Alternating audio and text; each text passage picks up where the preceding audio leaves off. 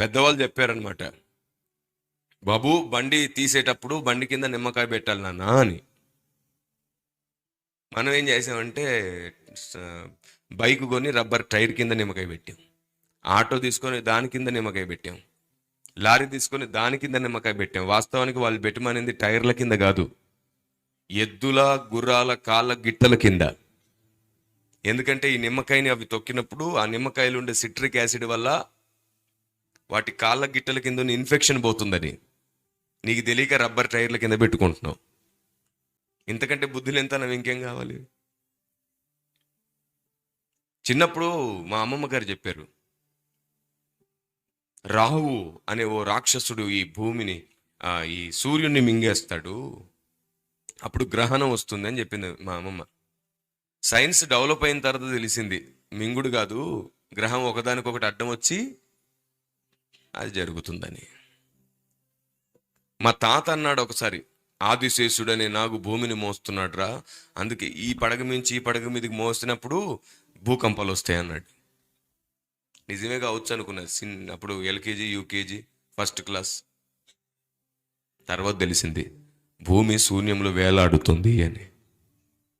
ఒకసారి మా అమ్మమ్మ చెప్పింది, సూర్యుడు రథం మీద ఈ దిక్కు నుంచి ఆ దిక్కునకు వస్తాడు, అందుకే ప్రొద్దున అవుతుంది సాయంత్రం అవుతుంది అనింది. నిజమే కావచ్చు అనుకున్నా.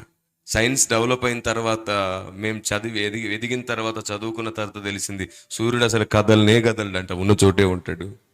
సూర్యుని చుట్టే మిగతా గ్రహాలు కదులుతాయి. ఒకవేళ కదిలితే సౌర కుటుంబం మొత్తం కదులుతుంది, కానీ సూర్యుడు ఒక్కటే కదలడం ఎప్పుడు జరగదంట. ఇలా ఎన్నో విషయాలు పెద్దలు తమకు తెలియక చెప్పేశారు, మనం తెలియకుండానే నిజం అనుకుని నమ్మేశాం. అలాంటిదే వాస్తు. క్రైస్తవుడవై ఉండి వాస్తుని సిద్ధాంతిని నమ్మి ఇల్లు కట్టుకుంటే నీవెక్కడ దీవించబడతావు? ఇంకా మూఢనమ్మకమే నీలో ఉందిగా. మూఢనమ్మకాలు ఉన్న చోట దేవుని శక్తి పనిచేయదు. మూఢనమ్మకాలు ఉన్న చోట దేవుడు పనిచేయడు. అందుకే అన్నాడు, లోక మర్యాదను అనుసరింపక. మూఢనమ్మకాల గురించి మాట్లాడాడు. అది వాళ్ళందరితో కలిసి ఉండొద్దు, ప్రేమగా ఉండొద్దని కాదు, మూఢనమ్మకాలకు నువ్వు దూరంగా ఉండమని అంటున్నాడు. చివరి రోజుల్లో బ్రతుకుతున్నాం. బ్రతికిన కొన్నాళ్ళైనా భక్తి యొక్క శక్తిని ఆశ్రయించి బ్రతకడం అలవాటు చేసుకుందాం. Praise the lord. నిన్ను నువ్వు నిరూపించుకో అక్కర్లా, నిన్ను నీ దేవుడే నిరూపించే రోజు ఒకటి వస్తుంది.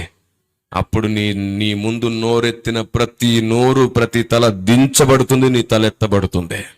దేవునికి స్తోత్రం కలుగునుగాక. అప్పటి వరకు ఎదురు చూడాలి నువ్వు.